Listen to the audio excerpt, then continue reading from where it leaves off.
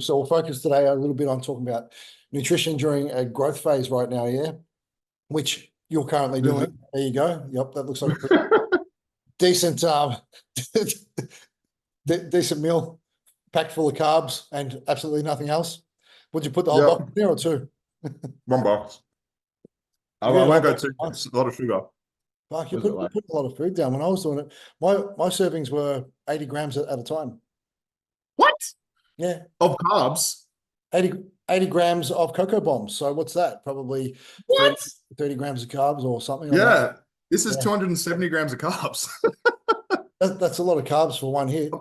I'm not even gaining weight. I'd sit down and I'd have my cocoa bombs, but because I'm pretty anal on more functional type foods, with my cocoa bombs, I'd also have 100 grams of uncooked rice, which I wouldn't eat it uncooked, which equals 250 grams of rice, and I'd have my chicken, my veg, so it'd be a proper meal, and I'd have protein on the cocoa bombs as well. That's what I do. But like, my pre-workout meal is 500 grams of rice, like of cooked rice. Okay. And yeah, so like this is my only. Yeah, so it's like 250 carb pre, 60 intra, 250 post. I'm like eating 4.7 thousand, not gaining. So like I'm eating 4.7 thousand calories and I'm not gaining weight at 98 kilos. What is your body weight? 98.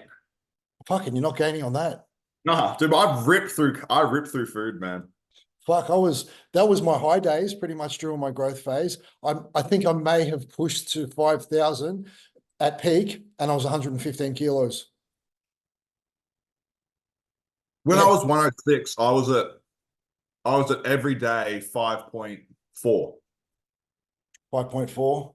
And now I'm taking growth. And ever since then, I put on a little bit of muscle and I don't gain fat and I don't gain weight. I just keep going up, up, up, and then I'll drop again. Yeah. I wonder what the drop is. Wonder what's with the drop.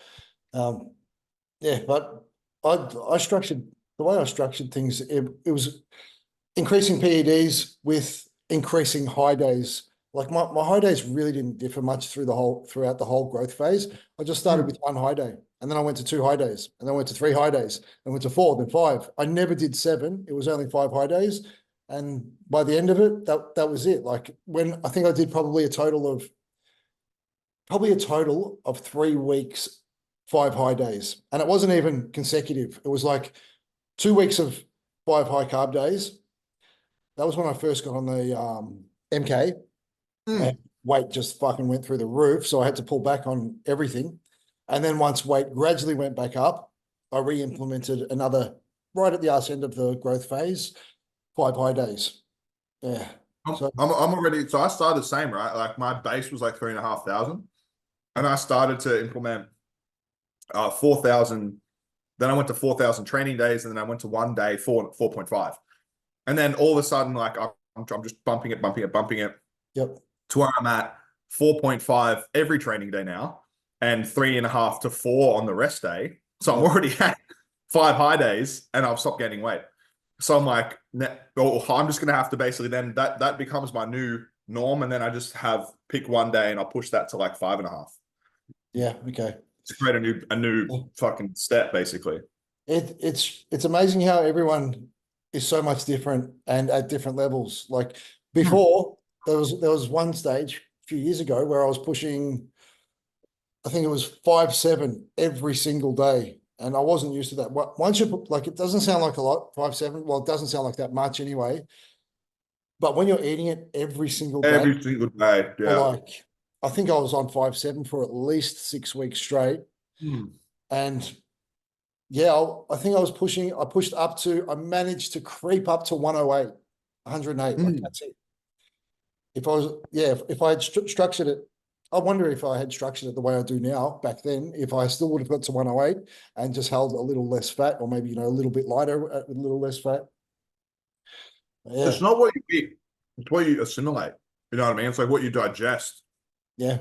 Like even me now, like I know I'm digesting pretty much all of this because I only eat rice-based shit. Like I've been to like, as I said, like massive, massive calories, but like you feel like you're putting one meal on top of the next. Like if you have one shitty meal that doesn't agree with you, you're paying for it for fucking ages.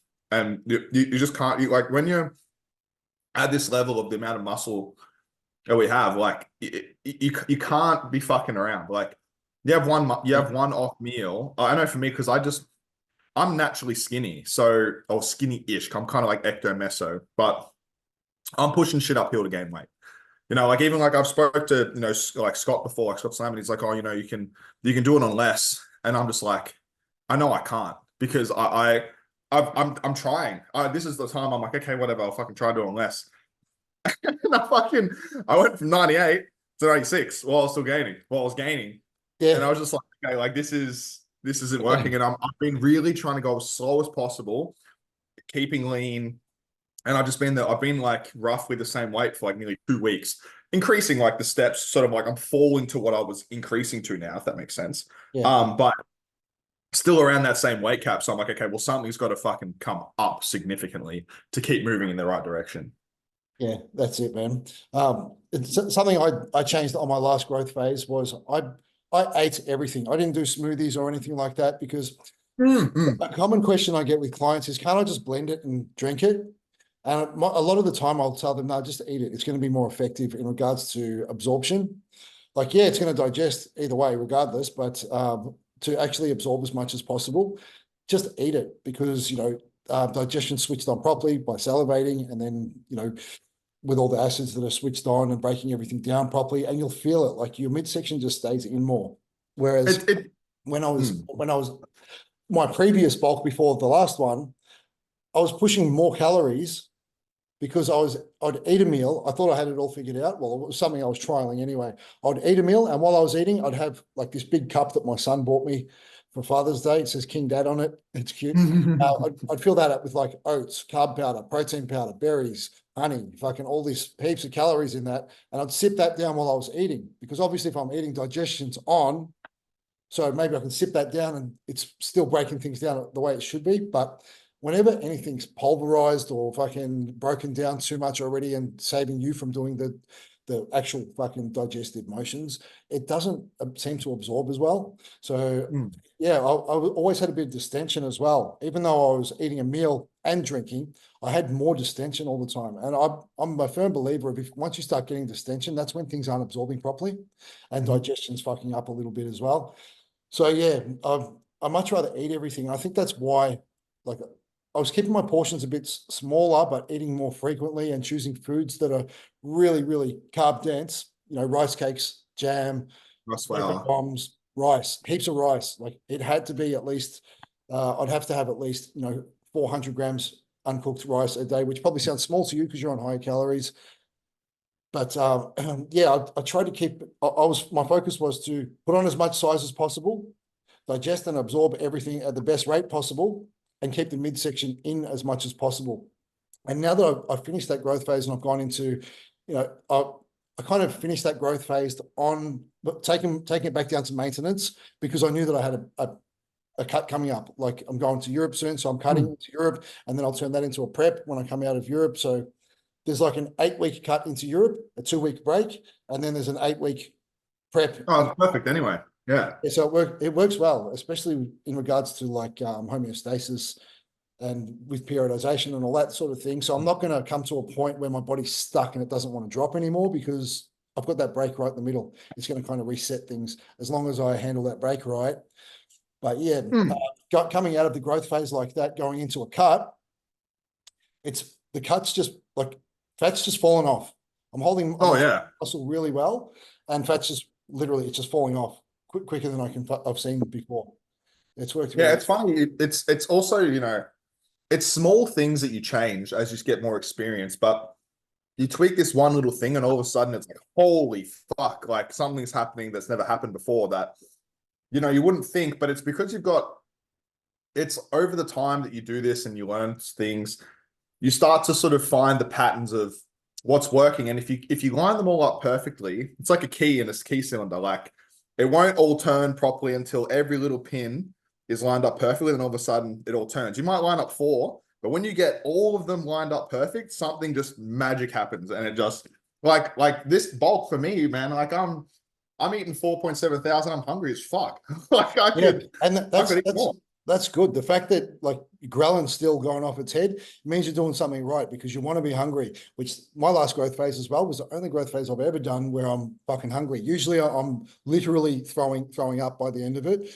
Like last few weeks, I'll be gagging on my own fucking saliva because I'm having so much protein powder that everything's clagged up at the back of my throat as well. So every time I cough or whatever, I'm basically dry reaching.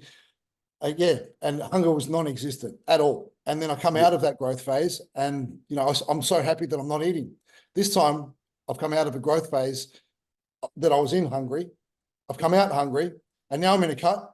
My calories, so I'm told you I'm dropping fat off like there's no tomorrow, and my calories, the average total is 3.6. Oh, mad. Yeah. Yeah, in fact, dropping off, and I'm hungry. I'm so fucking hungry. My low days are like 2.5. Yeah. I'm fucking starving on those days. It's like, fuck, Oh, dude, yeah. this is worse than 1,600. Well, that's like me on my off days now when I'm eating 3.5. Like, I'll get to night and I'm like fucking salivating like a motherfucker. And like half the time I've honestly just been like, fuck it, I'm just gonna have some extra carbs because I'm on the verge of. This is why I coach myself as well, because like I don't have anyone. For me, I like, it's probably good to have that to have someone tell you what to do exactly. The only reason I'm doing this is I'm experimenting. So like when it comes to my clients, if we have more, if we have less, seeing when we like what happens to me, so it can sort of basically everything that I've got proven gets given to clients, and then me is the experiment. So it's like I got shit that might work. This would be shit that, okay, if I find this works, we're going to be pushing that way, because you can learn. Like I actually just bought J3U, the level 1, and I've already done like fucking 3 different courses. But you can absorb all that information, but at the end of the day, it's like until you implement it and try it, there's so many things that conflict, and until you get someone that knows your body for like a period of time, or someone that's seen similar bodies to you like change, that's where that true like progress, as I said, where everything starts to line up, starts to come out. Yeah, I understand that completely, because that's exactly what I do and why I coach myself too, just so I can learn and then apply. Once I've applied it works for me, taking into consideration that I know all my clients are different to me, every individual is different. At least I have a good idea of what that's doing, and someone with the same body type of me, I could replicate that. Someone who's different, I can take that knowledge and apply it to them, but it's going to be a little bit different. I'll have to adjust a few things here and there.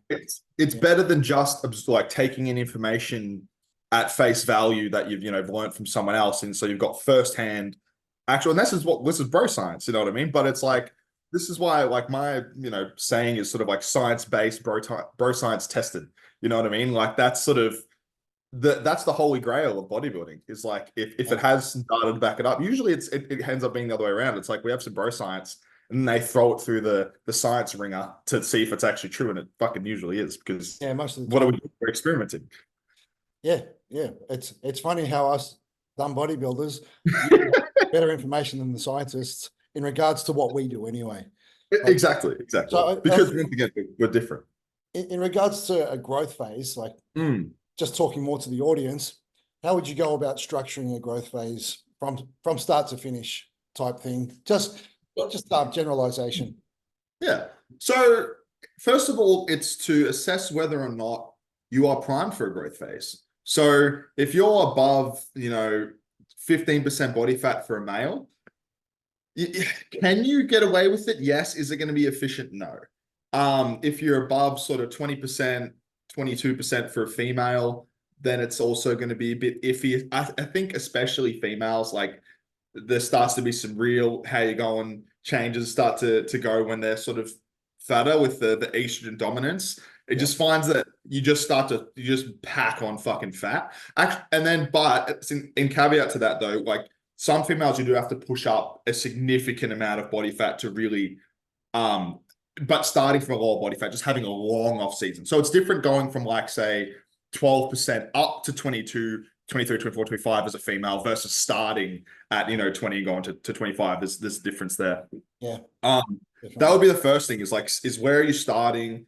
How's your digestion? How chronically stressed are you as well? Like if you're just like, coming out of an absolute brutal fucking prep, or like, you're a guy that's just in the gym 7 days a week, trying to crush it out. It's like, well, you need to be fresh because we're about to fuck you up.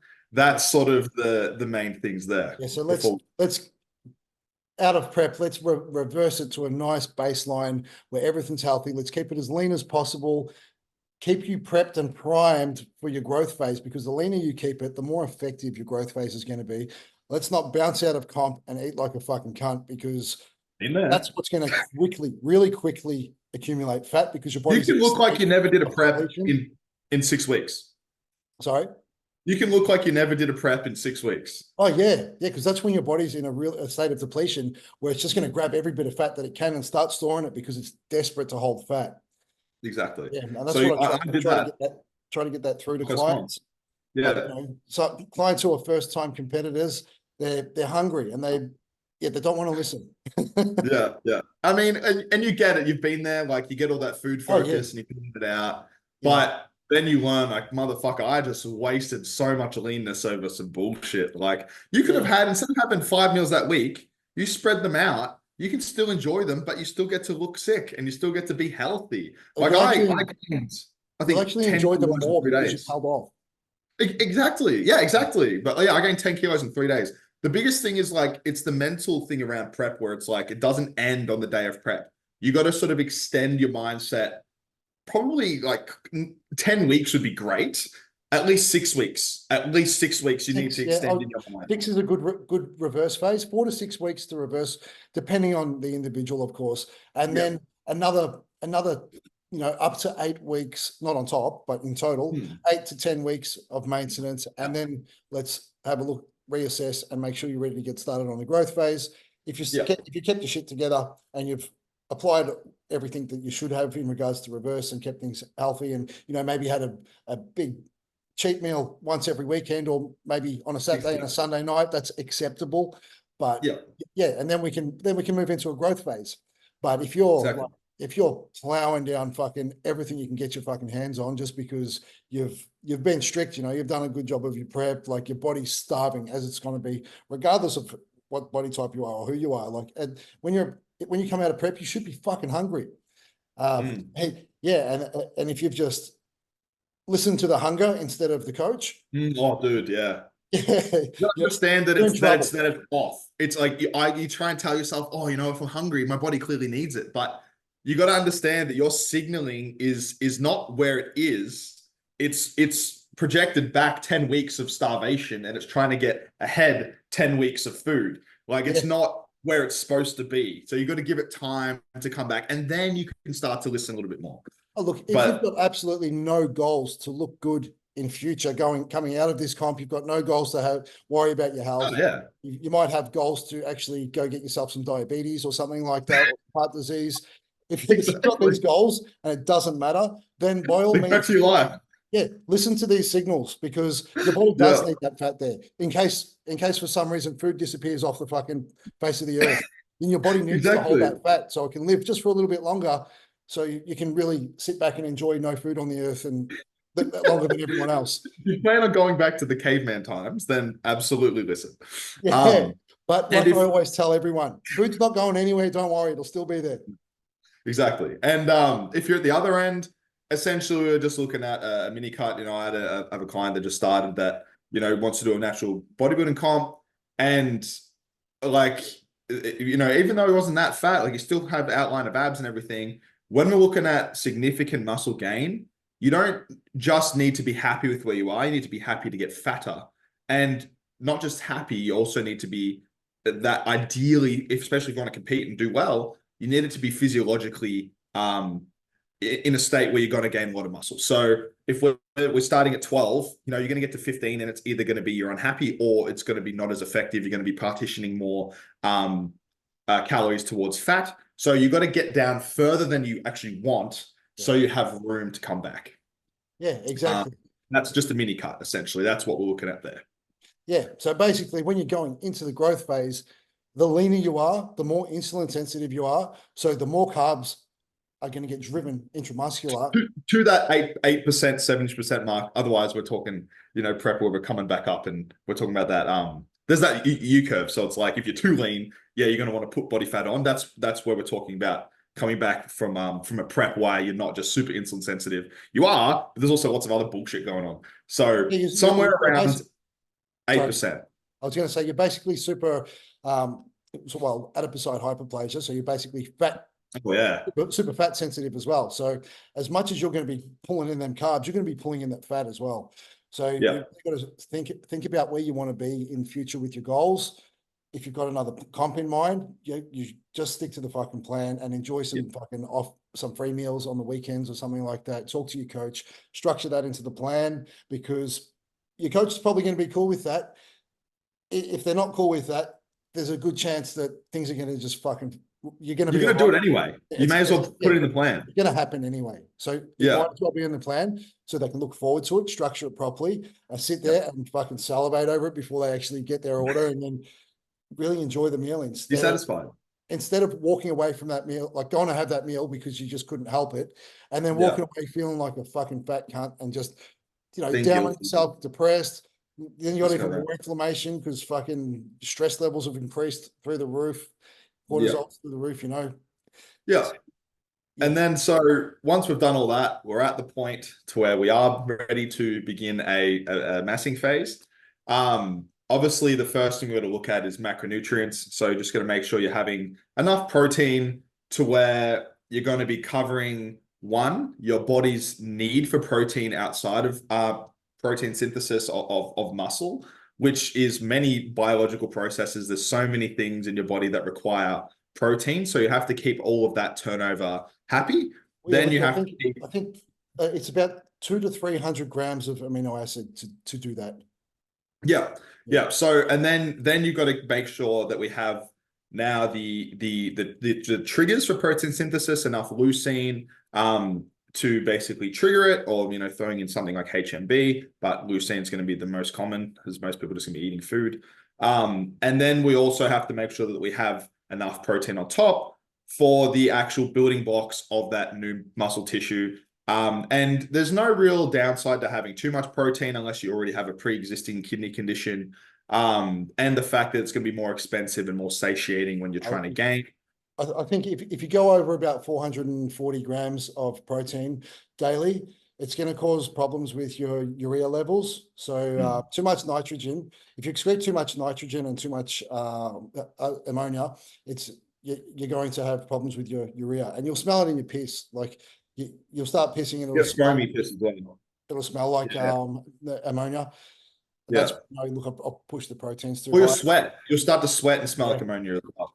Yeah, it's interesting we're talking about this because I sat down with a client yesterday, and she was asking me about protein. She's like, "Oh, when I diet, can't I just have as much protein as I want?" And I was like, "No, you can't." And she's like, "Why not?" She likes to ask a lot of questions, which I don't mind because then I can answer them. I was like, because it doesn't work that way. I said, an average female, say 60 kilos, you've got a certain amount of protein you can take in, that you need.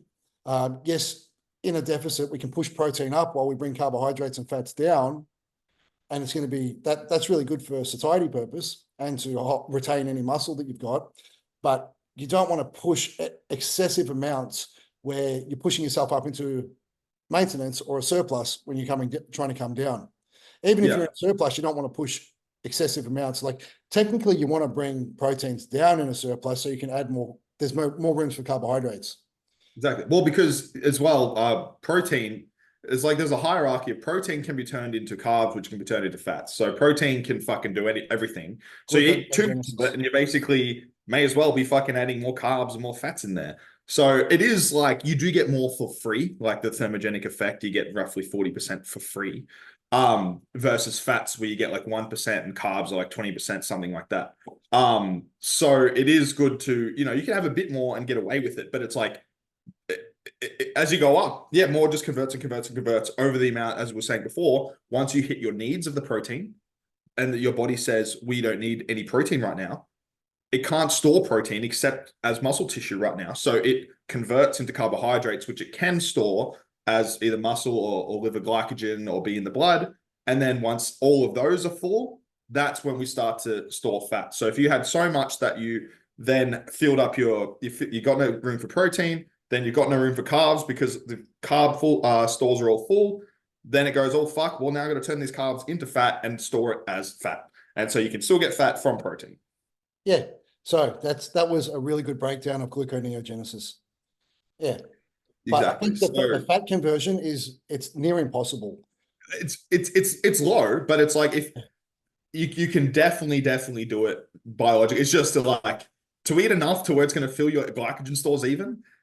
That's a lot of fucking protein. But if you're hungry enough, you can definitely do it. Yeah.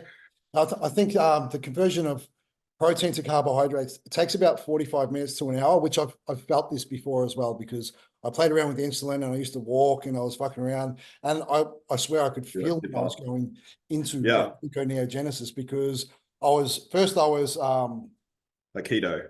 What's it called? I just lost the word. I was hypoglycemic. Hypoglycemic, yeah. Yeah, first I was hypoglycemic, and then I'd feel flat, angry, like pissed off. Yeah. Everything. It's a shit feeling. But then I pushed through anyway. About 45 minutes later, I'm starting to feel normal again. And that's when I know that the proteins are being broken down into carbohydrates. And apparently it only breaks down into about 5 grams of carbohydrates. And that's enough to energize you for a little bit more. Yeah. So over 45 minutes. So I don't know how long it's going to take, because that's where the carbs gets broken down into carbs. I guess you'd have to be sitting on your ass after that for the carbs to actually be broken down into fats. Yeah, absolutely. Yeah, exactly. Yeah, you have to not be burning those carbohydrates that are or have an excessive amount of protein that is just constantly trickling after that meal, and it's not digesting because you have a big bolus. But yeah, it's hard. But anyway, back to bulking. Then once you've got that protein covered, you're looking, depending on the person, it can be anywhere from 0.8 up to even 4. When we're talking big motherfuckers, we're talking up to 4.5 in some cases. But most people are going to be somewhere around that middle-ish range. I don't think anyone would go up to 4.4 though during a growth phase. That would be more in the deficit, when a big motherfucker has to fill calories. Chad Nichols? Carbs and fats have got to disappear. Yeah, I think Chad Nichols runs like 4 grams of protein in a surplus. Yeah, I think I don't know if you know who Aaron Curtis is. He's I've seen his macro breakdown before. It's fucking crazy. Yeah, his proteins are like 450 and he's all the time. He's like 90s, mid-90s. Yeah, he's mid-90 kilos, and his proteins are at like 450 all the time. It looks great. This guy's got a lot of. This is where I'm like, it's some people, like, he's just found. I'm the same. Growth phase, I find for me, I have at least 300 to 350 grams of protein a day, and as soon as I drop that, I am less full. I'm less hard. I'm definitely a little bit over, and I need to try and pull it back a little bit. I can tell because you get like foamy urine, you get a little bit of like fucking ammonia sweat, but you get this weird smell. Yeah, you're like, what's that smell? Is that me? Exactly. It used to be real bad, man. I used to fucking pump like 400 grams of protein. I smell like cat piss. Like my shirts would smell like cat piss, like so bad. Cat pissy. But so once you have that covered, the next thing that's sort of like a more of a non-variable is your fat. And that can vary wildly depending on if you're natural or if you're enhanced as well. Usually I've run up towards the 60-ish gram mark. Even so 60 to 100 for a decent sized male, that's sort of usually the range. But even mainly after talking to you, I'm like, fuck it, I'm going to try and run my fats a bit lower, see what happens. But I am still having decent amount of fat. I'm basically having, I have a can of mackerel for breakfast, which has like 7 grams of omega-3. Okay. So all of, and I don't have any carbs with that meal. So that's just sort of to help my brain function in the morning, get up, have coffee. And that's where I'm like locked in to do learning. Because I find soon, like, once again, in the fucking off season, when you have carbohydrates, you're retarded. Because as soon as you're eating carbs, you're just like digesting, you're slow, your brain's sort of The only time you feel good is like that half an hour before your next meal. You're like, oh, I feel fucking awesome. I gotta eat again. But So I do that, but yeah, I still get 750 grams of carbs in like 3 to 4 meals quite easily. It just depends at what works for you and what kind of foods you tolerate. Once again, in this growth phase, I'm only eating fruit and rice base, like whether that be rice flour, rice cereal, rice noodles, or rice. That's yeah, fucking it. And I feel awesome. yeah. No, as long as you're feeling good, you feel a lot more healthy Yeah, when you stick to the functional foods as well. So I ate. with fats, I'm ridiculous. Like you were just saying, once you talk to me about fats, you're a bit more comfortable to drop them. I'm ridiculous though. My whole growth phase, I think I was on on my rest days, which was my low day. Mm, That was 40 grams of fat. On my high carb days, I was on between 25 and 30 grams of fat all the way through. damn. So I could fit. I wouldn't recommend anyone else does this. It works for me, yes, but I don't do that to my clients. I don't pull Mm, the fats out that much. And like you said before, it's completely different in regards to people on PEDs or if you're natural, because if you're natural, you need your cholesterol up. You need to do it right as well. You can't just fucking guzzle down some fucking, you can't make your chips, let the oil cool down and drink the fucking oil out of the pot or something like that, because that's not going to be good cholesterol where you're producing hormones, because you need you need your cholesterol to produce your hormones naturally. So you and yeah. I are getting our hormones out of a bottle, so it's completely different. We don't need to worry about that. But in saying that, we still do need our omega-3s because we need our brains to Cell function, membranes. Yeah. anti-inflammatory, lower blood pressure, just coming from omega-3s. So the DHA and EPA. EPA. Yeah. I don't focus on, like, I know a lot of people talk about omega-6s. I don't focus on that. I don't worry about that because in all the studies you do on omega-6, it's exactly the opposite of omega-3. So it's increasing blood pressure, causes stress and depression, causes brain fog, Inflammation. Yeah. yeah, it's a pro-inflammatory. So yeah, I basically get my fats out of just trace fats from meats. And I always preach food is better, but Yeah. I get my omega-3s out of the behind the shelf fish oils because you look on the packaging, it's fished in Oh, Alaska. dude. I believe Yeah. them fish are good. I don't want to get I would say get your omega-3s out of food, but I know that the fish that are on our shelves, they're not fucking fished in Alaska. They're fished in fucking fish farms where the fish is shit. They're swimming around eating their own shit, Yeah. or they're swimming around in the ocean in And they fucking died. oily fucking water in the just shit places. Like if the fish Red is sockeye. shit, the fat's Yeah. gonna be shit. Yeah. Red sockeye is good. That's the only one we can get here. That's a red sockeye salmon. Okay. Where's That's the only one you can get. It's more expensive though. is that like in the You can get that one at Coles actually, but it's only like a small fucking thing. in the Um, deli or in the it's next to it's in the weird fucking fish section where they have all the fucking barramundi and prawns and all that shit. okay, yep. Um, but that's even then, like I don't eat that often because I don't trust that shit. If you can find a good butcher that you trust, that you know the origin of, but then you're looking at, I can guarantee you, it's gonna be at least $65-$70 a kilo. It's going to be at least that. And in order to get, and when you look actually at salmon, the amount of omega-3 to actual fat is fucking low. That's Yeah. why I ate mackerel. Mackerel's fucking awesome. That's something I Like haven't looked into. I'm glad you mentioned that. it's man, like it's canned, but it's canned in the natural oil. And I think there's 3 serves, and I get it's roughly like 20 grams of fat, 45 protein, and yeah, like 6-7 grams of omega-3, like Okay. proper good ratios. And There's that, omega-3. I do eat I fill it, the grass-fed I fill it, mm, because there's omega-3s in that as well. yeah, So I there's don't lots of mind. other vitamins that are nice. Yeah. Um, I believe in regards to protein, the red meats are the best source of protein. yeah, definitely. Yeah, if you want other shit to come along with it, that 100%. And the only thing is, like, once again, you can't keep every part of everything happy. You got to look at, like, there's things on red meat about it being in your bowel longer, ideally not overcooking it. I don't have red meat just because like it keeps me too full. I get a little bit bloated from it, and I just try and have it once a month, but I take multivitamin, folic acid, everything like that if I need to. And as a bodybuilder, you got to watch not bodybuilder, as a fucking enhanced person, you got to watch your iron overload anyway. So I'm not really going to be iron deficient. And with all my natural clients, I'm like, man, I'm anal as with like fat timing and everything as well. So I'll have omega 3s in the morning and night for me myself, and I'll have omega 3s pre-training. Omega 3s morning and night, and omega 6s pre-training.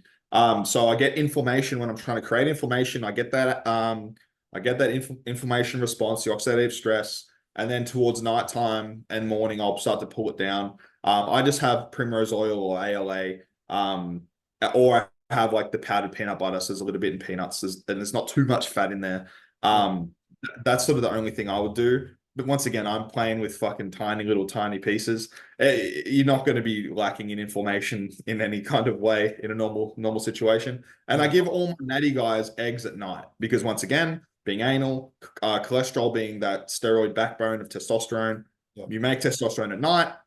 I want to make sure it's fucking in your blood when we go to sleep. So the maximum. That's something we skipped over with whole proteins when we're talking about proteins. Is eggs are great whole protein as well. Oh, dude, yeah. And they've got so you need cholesterol.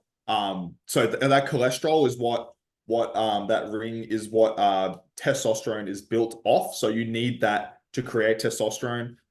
You can create a lot of things in your body, but you do need it. The more you can provide it for have the body just there, it doesn't have to go along and find it.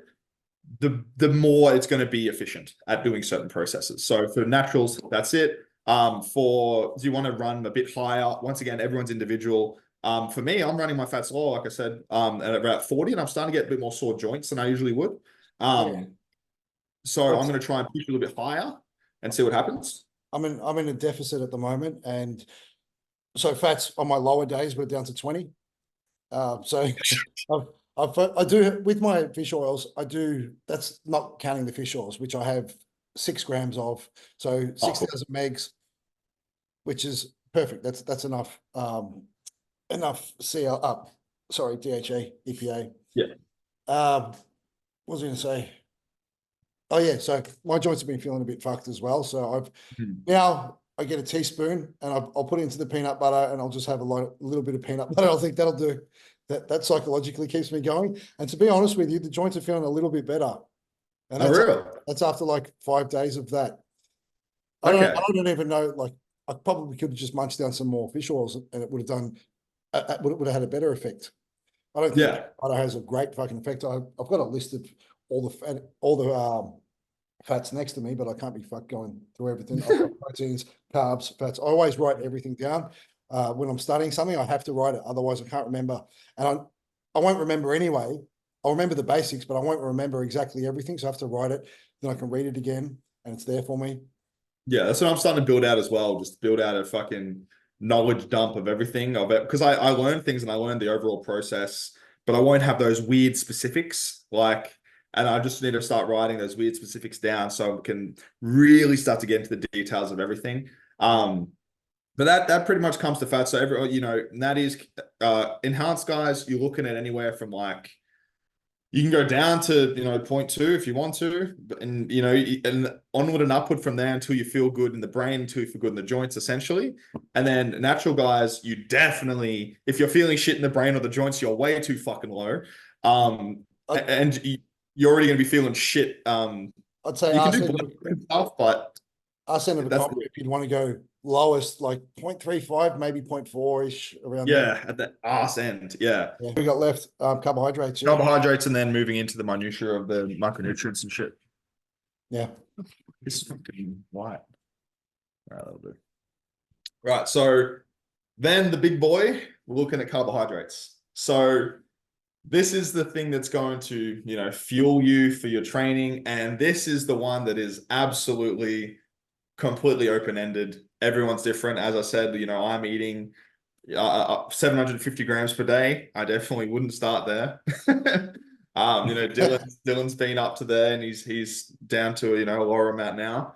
And it changes throughout your entire life. It's sort of something that you can almost just basically fucking pick a random number because that's basically what you're going to be doing when you're doing any of these calculations anyway. And then the most important thing is what you do with the data based on what you did and what happened. And those are the most important changes and the most important things to notice. And as you start to go through the bulk, like we could say, eat 350 carbs. And that could work, it might not, but if it does, it ain't going to work for long either. So it's about those changes. It depends on where you're starting with baseline as well. So wherever you are for your maintenance before the growth phase, obviously you're going to go up from there. Exactly. Yeah. So it's one that, you can't really give too much on. It's just sort of, you gotta start somewhere, and then based on what happens, you got to change it. As far as timing, protein, spread as evenly as possible. You fucking, if you're not eating 3 meals, what the fuck are you doing with your life, basically? And you could go up to 6 meals a day. I think anything over 6 meals, you're not really getting any more of a bonus effect. As far as spacing the timing and having protein always there.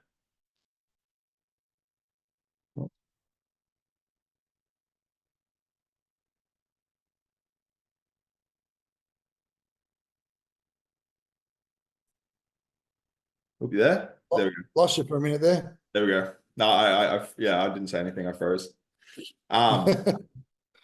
Wait. You were just, I didn't lose you. You were just sitting there like this. Yeah, exactly, man. Just fucking with me, yeah.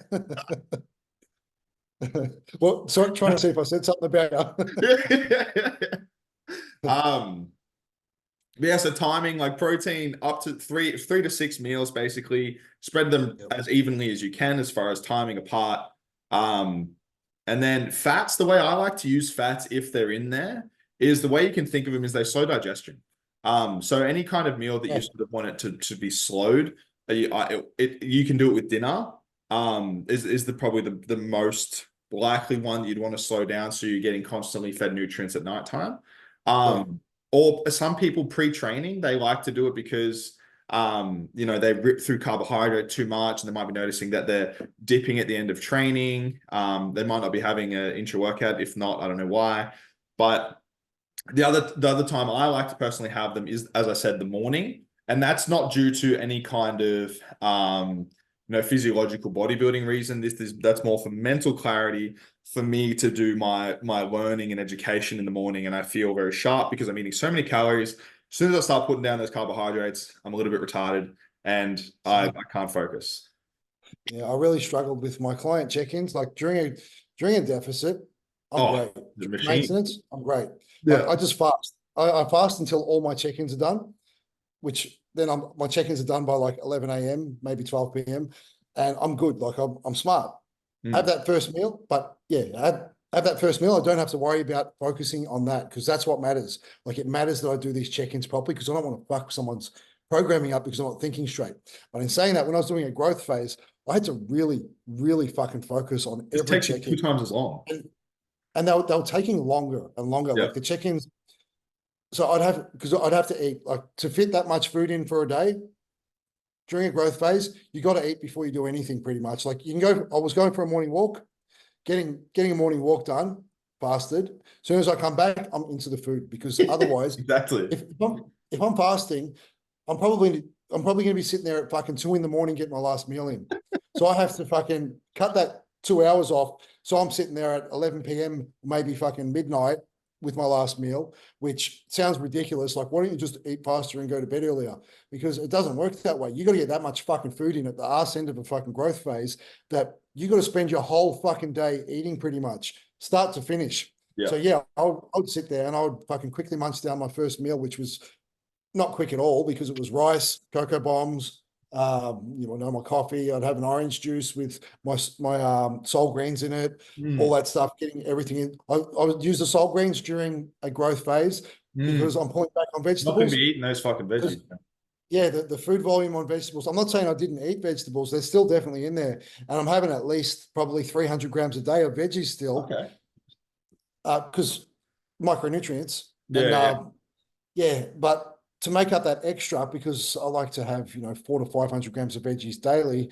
To make that up, that extra, I'll have the soul greens in a glass of orange juice, and that's sufficient enough, I think. Yeah. Just to pull them veggies out so I can put more food away and keep the stomach distension down, keep bloating down, keep digestion running a little faster.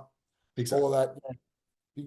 Yeah. Exactly. So So that would be the big meal. And then, I could do my client check-ins, but I'm not thinking as clear as I would be if I'm in deficit, but I could still get it done. And then after that, I start having my bigger meals and start eating. And Yeah, this then I is what become comes really, to planning it, when what we do here is we're not just planning what's the best for you to be a bodybuilder. We're planning what's the best for you to be a bodybuilder in your chosen lifestyle of things that you yeah, want to do. If you yeah, choose like, motherfucker, I don't care, make me the dumbest, slowest, big piece of meat I can be, cool, we could do that. But if you're like, okay, well, most people, like, we've got to work, we might have to be attentive to our spouse, we might have to go on date night, we might have to train at weird times. It's about how can we make it the most efficient, make you the most efficient, get you the best physique towards what you want as fast as possible, while still hanging on to everything that you hold dearly in your lifestyle, basically. And for everyone, that's different. And knowing all these little tiny things that we can sort of make efficient because you don't care about these things, that's what really accelerates your progress over sort of just doing the basics, but then having the shit drop off from the lifestyle. That's where you start to plateau because you don't have enough things in your favor. You have to really know sort of what dials can we turn up that aren't going to affect you, that might affect someone else, but they're not going to affect you, and it's going to make you grow or lose weight or lose fat faster, essentially. And yeah. as far as carb timing, what do you like to do? Carb timing. Look, I don't. A lot of people are probably sitting there thinking, why don't you just graze all day to make it easier? I don't like doing that because it doesn't work as efficiently. I like insulin sensitivity to increase between meals, so there's got to be that gap there still. So you actually have to really plan and structure your meal timing properly, and try not to fucking fall off that plan. And like you just mentioned, structure all the other important factors in your life into that as well. Because if you want to do a proper sufficient growth phase, you got to fucking tick all the boxes. And quite often I see people not do they waste the growth phase, and they're like, oh, I can't eat the food. I just simply can't. I don't have time for it. I don't have time for it. And all you can really say to them is, well, if you can't prioritize it, if you don't have time for it, you can't grow. You're going to get to a point where you got to throw in the towel and you can't grow.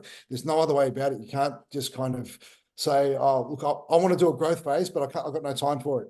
It doesn't work that way. Like, you got to structure things. It's not easy. Like, there's not a lot of people who are big bodybuilders, and I think it's because of this.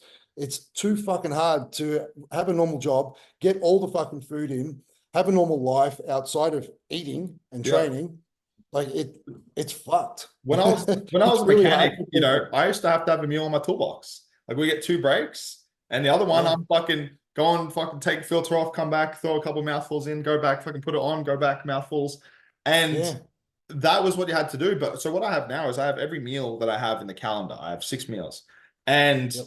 for example, right, say I've got something in the middle of the day that goes for 4 hours, and I might have had a meal 2 or 3 hours before that. Now, my options for that are I have a meal really close together, which is the preferable thing, because otherwise I'm not having a meal for 6, 7 hours. That's not going to fucking happen. That's just not a possibility. So you got to make sure, like, okay, yeah, I have my second meal here. My option is either eat 2 meals within 2 to 3 hours of each other, or eat 1 meal and then wait 7 hours. If you're gaining, that second option is not an option. And this is where people are chasing their tails because they're like, oh, like, I couldn't get the meals in because I had this and that. Well, yeah, look at your thing. My brother's like the exact example of this. Like, and he's a chicken and rice dude, man. Like, I shit you not. I got him to eat my vegetables finally, but he would eat 5 meals of chicken and rice a day, and just like No veg. no veg, chicken and rice, and every meal was the same quantity. Like, it was like 170 chicken, like 180 rice, fucking 5 times. And man, he looks great for a natural. Like, looks incredible. Yeah. But what was I going with this? What the fuck are we talking about? Oh, my We're brain. talking about we're actually talking about meal timing, carb timing, Yeah. but we kind of veered off. But yeah, What do we veer off I into? started. We started talking about structure and Oh, action. yeah. Yeah, So if he woke up late, he would like literally just eat a meal. Then we're talking half an hour later, he'd eat the next meal. And then goes and does his shit. He might be a couple of, because he knows he's got sessions, he's got work, something else. He knows that he has to do it now or it's not happening. Like later in the day, it's just not going to yeah, fucking happen. So eats it and then he fucking waits half an hour, goes and just tries to take for a walk, come back, pump the next one down and go because yeah. otherwise it's not happening. That's why I also, when I was doing my growth phase, I did a post which it really resonated with a lot of people. I was sitting there at it was around midnight, maybe just before midnight. I was eating my cocoa bombs. I had my rice cakes in front of me as well with a few jars of jam. Uh, I had just finished the rice meal, I think, and I was shoveling all this stuff down. I had to finish that meal, and then I had to like there was still more food to go. There was still, I think there was more cocoa bombs, more sorbet. There was more to go. So yeah, so I explained that I had to go to finish this meal, then I'll go have my shower, Mm. get ready to go to bed and everything. But before I go to bed, I've still got another meal to go. So we're going to be, yeah, I'm going to be putting away more food again after that before I go to bed. Now that's also something that a lot of people are scared of, eating carbs before bed. They think Yeah. it's going to make them fat. It's not going to make them fucking fat. It's, yeah, I can see you shaking your head It's already like idiots. it's just so driven into society somehow. I don't know where the fuck it came from. But funnily enough, they did a study on carb backloading in obese individuals, which means eating your carbs at night. And funnily enough, the people that ate the same macros but ate most of their carbs at night actually lost more fat than the other people.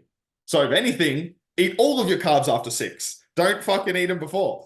And the thing is, carbs hold over 3 days anyway Yeah. in your system.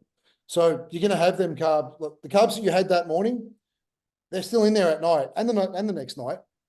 So you're basically having carbs at night anyway. Just structure your carbs in when you can, but Your body's never free of carbs. You'd be dead. space it apart. Don't keep insulin spiked forever. Yes. Just space the meals apart in regards to getting your carbs in with timing. That way, insulin's up and then it's back down. And Insulin's up and then it's back down. yeah, we're talking two different things as well when we're talking about optimal health and we're talking about optimal muscle, especially as we start to really push the end boundaries like Dylan was when he was in his end of his bulk phase, like a fucking, what were you like 100 over 110 kilo. When we're talking that, where, his insulin sensitivity was probably, not, it wasn't terrible, probably wasn't the best it could be if we're trying to like make the most healthy human individual possible. Yeah, maybe there's different things we do, but we're talking about putting on muscle whilst staying as healthy as possible, making sure our metrics are staying within range. But that's the secondary. Like we're not focusing on them. We're trying to keep them in a good place while we push this as hard as we can. We're not trying to just get this the best. And it's definitely beneficial more so to keep health optimal as well, Oh, yeah. because everything's going to function better when health's good. If health's going to shit, nothing's going to work anyway. It doesn't matter how much fucking calories you push in. You're just going to get fucking fat if you're unhealthy. This is the biggest thing I see, especially even in advanced guys, is just not taking into account fucking stress, oxidative stress, whether it be work stress, not sleeping, add more gear, which is going to add more oxidative stress, pound more food, which is going to add more allostatic load to your fucking body. It's like, if got to understand that it's not just gear, food, and even sleep. It's like your body's doing all of these processes from a base of health, like how healthy your mitochondria, how healthy is your immune system, how fast is everything moving, like if you're liver especially. Yeah, exactly. If your liver, which handles a lot of the oxidative stress, if your liver's fucked, and then you're also jamming shit on top that's not processing properly, they're always elevated. You're gonna, and I've been there, right, where I've just feel inflamed and I feel like I'm eating a meal and I'm like, oh, fuck, I can feel that gut, like I can feel my gut when I'm eating the meal, versus when you're like, when you've just done a comp and you eat fucking food, all you feel is veins and muscles and pumped. And then sometimes when you're in the arse and the off season and you're like, you have your cheat meal and you're already probably a little bit full, all you feel is like, you start to feel that, but then there's another sensation of Oh, that's, that's in my fucking fat. I can feel that. That's not, Yeah, I'm oversaturated essentially. yeah. You don't want to be there. More stress is going to cause lots of things that are negative. And there's so many people in the bodybuilder mentality, Mm, not so much Gen Pop, but bodybuilder mentality, who are just kind of like, fuck health. What? Oh, we'll worry about health down the track. Don't worry about that. Right now, I just want to grow. So fill me up with food. Fucking mainly up, push the steroids up as high as you can possibly go.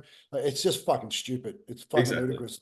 Look, People just want to pound gear and have a bit of food, but if it's an uncomfortable amount of eating, just up I to don't give want to do it. instead. I don't want to do it. It's hard. Mm. Well, it Nobody's wouldn't going be to give you hard if you fucking easy. fucking, sometimes you have, the best way to go forward is unwind. Like, just let your body unwind, become healthy, and then you'll find you give it a little nudge again, and it goes, woo, and it fucking moves really quick. Yeah. Rather than you trying to fucking shove the cunt forward and it's just pushing back against you as hard as it possibly can because it knows it's in an unhealthy state. If it goes that way anymore, it's gonna fucking die. So you let it come back just a little bit and you let it heal, and then you start to push it that way. And it's like, okay, I can go this way now. I'm healthy enough to where I can actually afford to go a bit over there. On this topic, that's also, we should bring up diet breaks as well. That's where a diet break comes in really handy. Like if you're pushing, and you're starting to feel like shit, and you can't push anymore, there's nothing wrong with taking a 1 week diet break, bringing it back to maintenance, and just letting your body relax a little bit to reset Digestion and do catch exactly up. what you were just saying. Yeah. Yep. There's also another thing you can do is even like a 24-hour fast. That's something Yeah. I've never implemented myself. But there's a couple of things. I remember watching a video yesterday about, the mitochondria being more overloaded with fat. It can also help clear out a lot of digestive issues. There's many benefits. I wouldn't, do it any longer than 24 hours. And there's not much of a benefit in a bulk, especially fasting for, a window of time. You actually want your body to always be upregulated. It's not healthy, but it's good for muscle growth. We always want mTOR to be as activated as we can somewhat. But that then so the side of this we're talking about is so we've got the macros. Now, if we just filled up those with canola oil, protein powder, and sugar, that's not going to be amazing. So that's where we're going to be also when we have that bro mentality where we're going to be running into a lot of chronic stress issues, is we still do need to eat healthily. Like for me, I eat a shitload of fruit. I probably need to eat more vegetables, but I also use like soul greens, greens powder. Yeah. And Sorry. that covers the base. Foods that I like. Sorry, go. It covers the base, but having a little Yeah. bit more, greens every now and then is going to be healthy. Yeah. But foods that I like to call functional foods, potatoes. Potatoes aren't great for a growth phase because they're low in calories, so it's hard to push them all in. But you get your potassium in there. You got your sweet potatoes. You got their I can't think of anything off the top of my head, but yeah, their benefits as well. You got with your micronutrients that I think you wanted to talk about as well. You want to get your micronutrients in because I think I can't remember what holds selenium and iodine. Like iodine is obviously in fish, and we want selenium as well for a good thyroid function to keep things leaner. Because the last thing you want when you're in a growth phase is to not have good thyroid function, because you're not going to grow muscle either. You're just going to fucking pack on fat. Yeah, it's going to cut back on fat, and then that's when you're in potential risk of diabetes or heart disease or metabolic disorders, everything going negative. Exactly. So a good coverall, you start with a multivitamin, make sure it's good quality, make sure it has all the things that we need. We won't be going over everything that is in this video, but as well as a good B vitamin complex, because you are going to be severely depleting B vitamins if you are training often, as well as possibly vitamin D, making sure that you have K with that. Yep. The other thing, yeah, exactly. Vitamin C as well. Vitamin C. C. Definitely zinc. You want some zinc in there. Yeah. You want something for generally you want something for your liver as well. Magnesium, absolutely. Magnesium. Yeah. So many different types of magnesium as well. We won't go over it today because there's too fucking many of them. Glycinate is probably one that you can't go wrong with. Which one? Glycinate. Or bisglycinate. Yeah. And also you want to have your magnesium at night time as well. Absolutely. You want, or post-workout if you're training. Vitamins in the morning, minerals at night, more or less. Is the best way to generalize it. Yeah, we can get more specific, like, depending on how like I have my big complex pre-workout. Um, we're playing with incredible minutia there where it's probably not even going to matter. 0.001% of a Yeah, difference. 0.01% probably at that point. Um, but that's the main things is so covering oxidative stress. So oxidative stress, you can get that. So that's essentially you have too many free radicals in your body. Free radicals, too many basically free. It's the too many little molecules basically that don't have an electron. They steal electrons from everything else.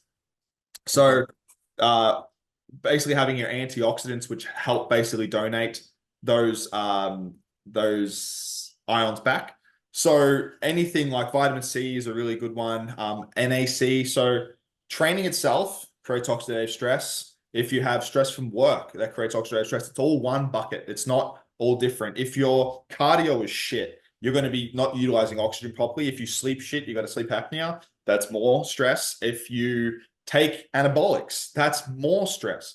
And so as it becomes, and it's basically what looks like a U curve where we want to sit right here. So this is the best. So the higher we go, the better it is. So it's here. So we want to keep oxidative stress here because we don't have enough. We're not actually creating a response. So oxidative stress, that's stress response. So we need stress in our body to have something to adapt to. So if we just nuke the fuck out of it when we're training, it's not going to generate enough of a response for our body to be like, holy fuck, we need to change. There was not enough stress. If we're way to the other way, we're talking fucking every disease under the sun. And that's where a majority of bodybuilders and people using PEDs fuck up is they're just running in this chronically stressed state for years, slowly developing diseases or underlying issues that become when you have the symptoms, man, something's already fucking blowing up, and you can stop that before it happens. Too many bodybuilders undervalue nutrition. Yeah. Oh, dude. Quality. Sorry, I should say quality nutrition. Yeah. Yeah. There's a one thing we difference. forgot to mention. One thing we forgot to mention is sodium. Fucking sodium. So important for fucking everything. And Carries fiber. good carbs. Fiber Yeah. as well, yeah. I'm not amazing on fiber. Like I just eat a fuckload of fruit. I probably eat like 7 pieces of fruit a day. So I'm rough. The recommendation is something like 10 grams per 1,000 calories. I 10 to think 15 that's grams per 1,000 yeah. calories. And that's good, but I just basically like if you have good poop, then you're fine and you have good digestion. That's like so I have like on my check-in sheet now, I have like a little fucking poop chart, making sure that it can get a little bit involved and everything. But this shit, especially when you're talking about being a hyper competitive or like you're looking for a real elite physique, these things matter. And the more data and metrics that we can get, the more we can know what's working. Say, for example, you have your cheat meal, the next day you're fucking shitting out your ass through the eye of a needle. Okay, whatever the fuck you had, you need to stay the fuck away. Like for me, Yeah. I had pasta again. And that next day I gained 1.5 kilos. I didn't have pasta the next day. I came back down that 1.5 kilos. And I could feel the inflammation in my face. My gut was fucking sore. I'm just mildly gluten intolerant. And I think that more people are more intolerant to more things than they think just because they've never fucking felt good before. It also comes down to the gut microbiome as well. It does. If your gut microbiome is used to eating the same thing every day, it's used to breaking that stuff down as well. So then once you implement something like a cheat meal, it might just be a clean pasta meal, but you haven't had it for so long, good chance you're going to go shit that out pretty quickly, and the texture of your shit's going to change. Everything, the way that it's digested is going to change just because of the gut microbiome's not used to it. Exactly. And it'll probably sit a lot heavier in your gut as well and take longer to digest than it normally would. But if you're having that, on the regular basis, yeah. And I don't mean regular by daily, I mean regular, like you might go out and have that once or twice a week.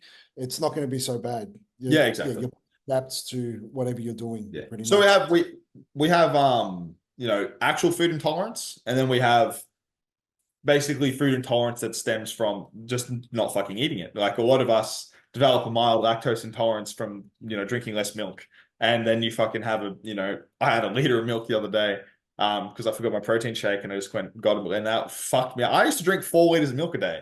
when I was younger. I did the old go mad and fucking I was fine. Like I didn't even have gas at all. And then man, I had 1 fucking liter of milk now, and I was like, okay, you don't want to be in the same room as me for a day. That's what. Yeah. Yeah, so it's weird, isn't it? Like if you're unhealthy and you're eating fucking shit all the time, Oh yeah. like you can pretty much you got a stomach of fucking steel because you can eat anything and you're not getting sick from it. It's not going to pass through you quickly because you're just used to shit having fucking shit quality. The other point to that as well though is you feel normal. But what is normal on the scale of what you could feel? Like you might feel Yeah, shit, but to you that's like I just feel alive. Like that's how you feel, isn't it? yeah. Like our normal is different to the fucking fat man on the Pushing over curb. the desk, eating Curb's fucking pies and normal. shit. Yeah. Yeah, yeah. Because Like like we feel good because we're eating clean food, and then we eat something shit and we feel shit. But if we keep eating shit, we'll just that's your consistently baseline. feel shit. Yeah, That becomes normal. exactly. So if someone who's consistently eating shit eats clean, they get the benefits of then fucking feeling Oh, energized, lots of energy. But they're not familiar with that, so they love it, and we're not familiar with feeling like shit. So yeah, we want to keep eating clean. that's why Yeah, some people look at us and be like, fuck, you're so crazy. Like, how could you miss out on all these things in life, like cake and all these bullshit? I'm like, man, I ain't the one missing out. Like, if you could live your life inside my body for one day, you'd be like, what the fuck? Make me feel like that. Like, yeah, I wake yeah. up every day bright, and if I have that fucking meal, I'm like, I could not live like this. I don't know how the fuck people are happy. I'm like, this is not okay. Yeah, I feel great. I've got energy. I'm happy all the time. My mental health is in a Oh, good place. Oh, I guess that's a good marker. mm, People who are like people who haven't let go, who have let go and they're mm. not healthy, they're most of the people that are talking about fucking shit stuff and being depressed and are very small-minded. Like they live in a small-minded world and their mental health is fucked and they're always whinging about feeling depressed. I don't know why I feel so depressed. Maybe because you eat like a fucking dickhead and yeah, your body's responding to the shit It that you're becomes a eating. vicious cycle too, because then you're You using are food what you to eat. cure the depression. Yeah, you are what you eat. If you eat shit, you feel shit. If you Exactly. eat good, you feel good. That's it. Exactly. It's simple. That's the main thing. So when it comes to a bulking, making sure that you've got the protein, you've got the fats, especially if you're a natural, you're eating enough carbohydrates to gain weight, you're timing them right, making sure that you're not just focusing on that, but you're having a good diet, and that can mean many a thing to many different people. And then the only other thing, nutrition, obviously vitamins, is supplements. And I like to use creatine pretty much all year round. You just can't get enough from red meat. That's something that's going to be a staple with everyone. And as we said, as long as a majority of your time should be spent on what's going to make you recover.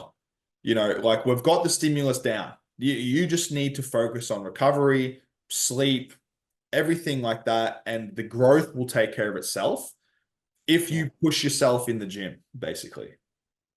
Yeah. Yeah. Well, that's another thing we didn't touch down on is the way that you train as well. Like you, especially during a growth phase, like you got to push.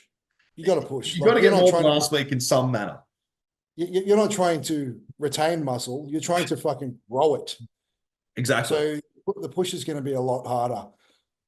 But in saying that, when you're trying to retain muscle, you still have to push. But it just means food's going in a different direction. Exactly.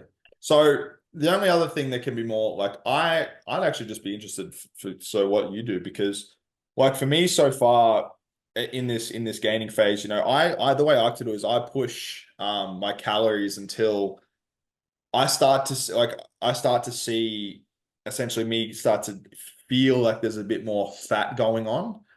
Because I don't actually increase my PEDs consistently at all. So I've stayed on the same.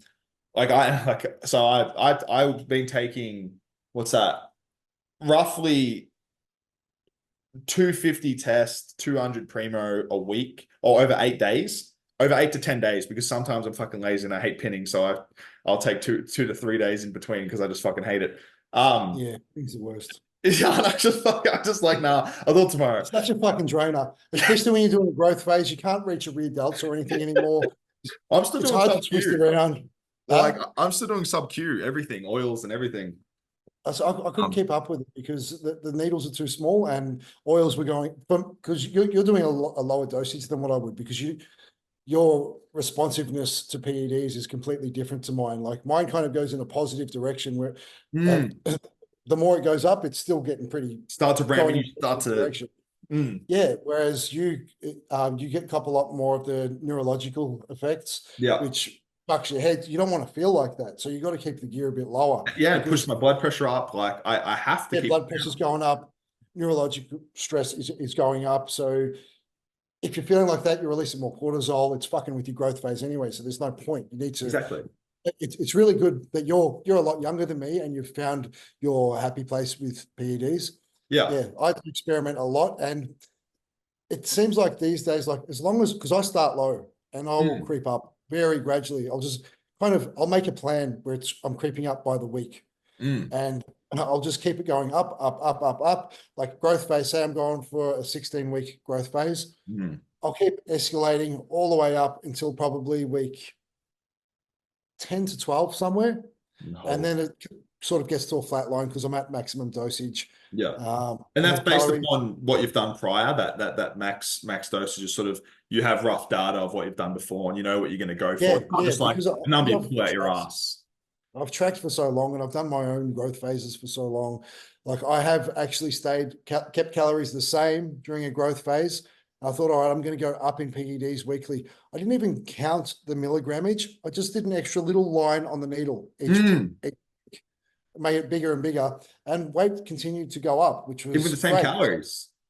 Yeah, same calories. Wow. My weight was just the PEDs kept pushing me up. That's I respond well like that. So yeah, that was like 3 bulks ago or something, 3 or 4 bulks ago. That's a cool little experiment. Yeah, I've stuck with that, and so yeah, if my weight's continuing to go up, I don't see the need to change food really, because food's the hard part for me. I don't like eating. I'm not a fucking eater. I'm the opposite, yeah. No, the opposite, yeah. Food's easy, but gear's hard.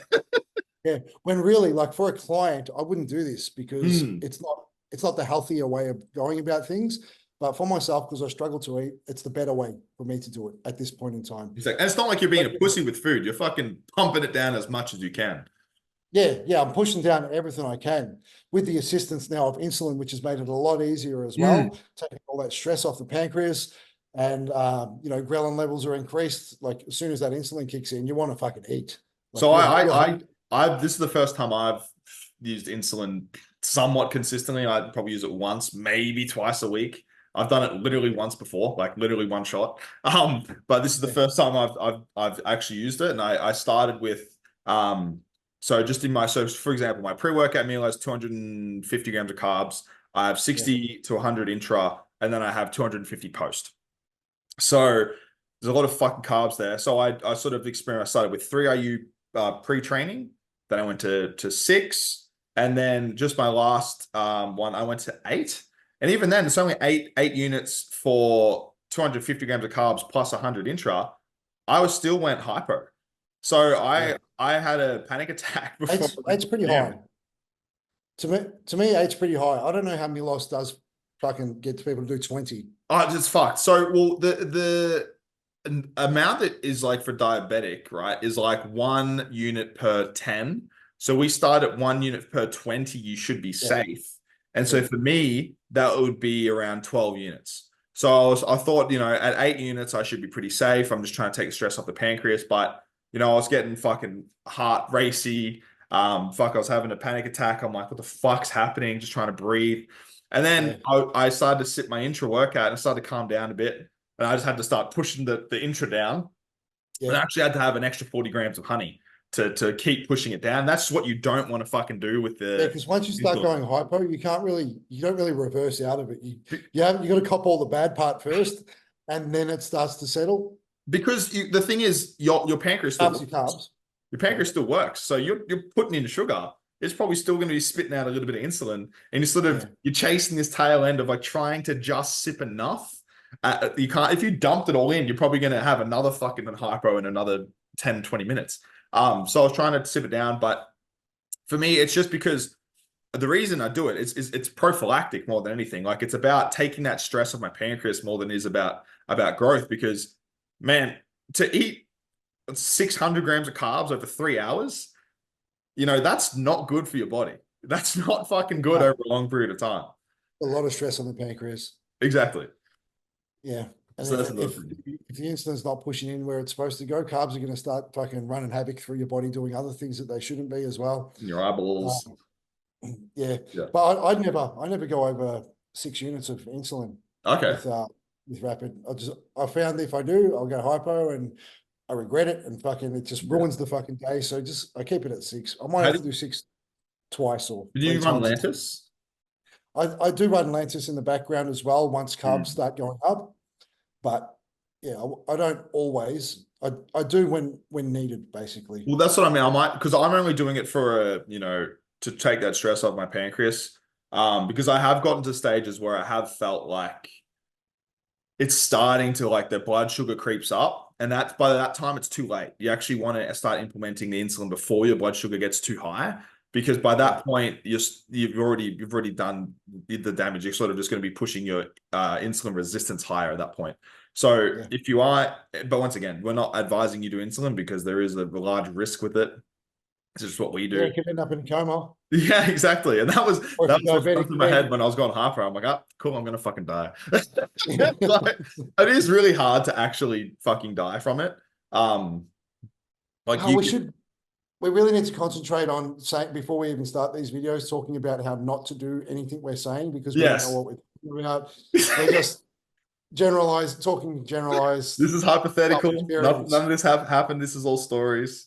Yeah. Yeah. Don't do what we do. Don't do what we say. We're not advising. Don't do this at home, people.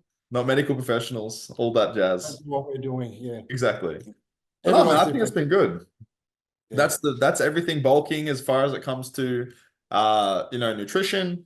Anything above that, we're starting to get into the hyper specifics where everyone's different, and you need to either spend a fuck ton of years experimenting on yourself and finding what works for you, or find someone that's done that shit and they can fucking get it done for you in 12 weeks.